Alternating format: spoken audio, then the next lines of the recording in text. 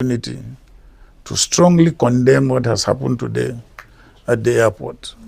There is absolutely no reason for authorities to try and embarrass you at the airport. Not only you, embarrass all Nigerians, because this is a democratic society. This is a society based on rule of law. There was absolutely no need for you to be or try to be kidnapped, I will say, from the airport. I mean, they could allow you to return to your house and then invite you normally. You have held very, very high positions in government in this country. You are a minister, you are a governor, and you successfully perform your functions. There was no need for them to try to embarrass you. By embarrassing you, they are entirely embarrassing the entire political class. And we condemn it. And we condemn it in totality. And we will stand by you, and we will protect, your interests and the interests of every law-abiding Nigerian, particularly the ADC.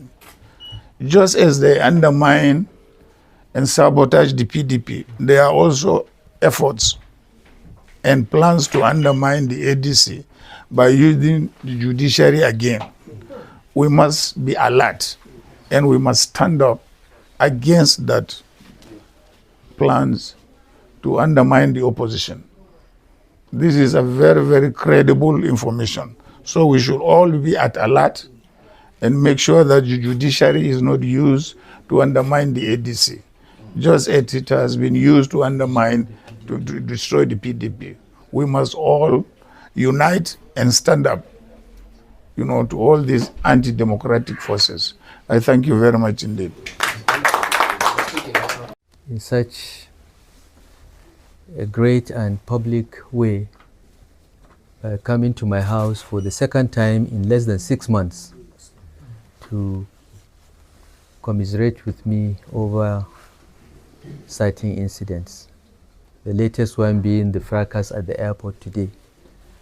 Your Excellency, you have always shown concern for my personal welfare and that of our friends and associates. And this visit further reinforces that concern that you've consistently shown, for which I will be eternally grateful. Your Excellency, what happened at the airport today, as you correctly observed, was most unfortunate, totally unnecessary, and probably criminal as well, because agencies have rules of engagement, and all I asked for, give me a letter of invitation, and I will visit your office. But it turned out that it was the ICPC that procured the DSS to abduct me and hand me over to them. The ICPC has never contacted me or sought to invite me up to the point we were at the airport. The EFCC had written inviting me, and I was out of the country. My lawyer wrote to them to say that I will be returning and I will be there on Monday at 10 a.m. But the ICPC, we've never had anything from them. But we understand that it was the ICPC, not the EFCC, that was responsible for what happened. And the ICPC chairman was acting on the direct orders of Nuhu Ribadu, the National Security Advisor.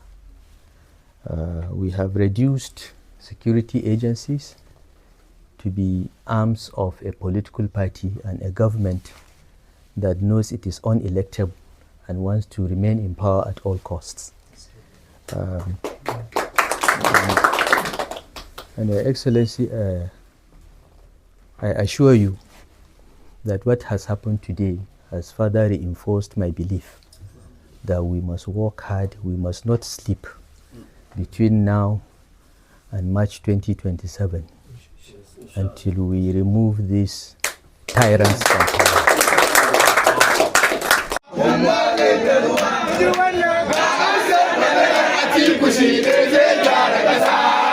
I'm sorry, but